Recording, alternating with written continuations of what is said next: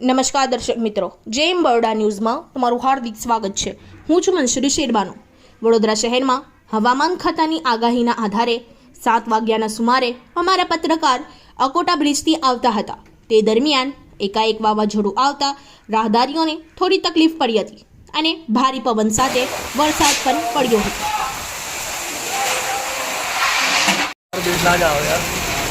ना बेटा, सब अल्लाह के ऊपर होता है।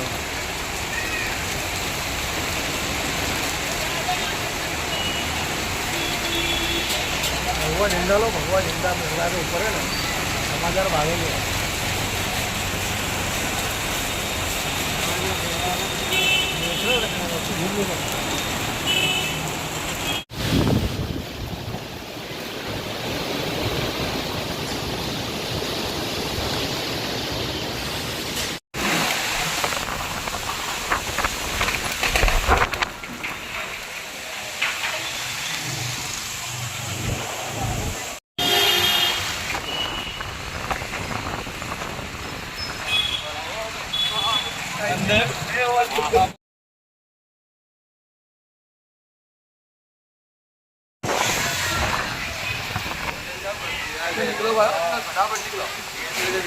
पड़ेगा उसको ऐसा कूद ना पड़े।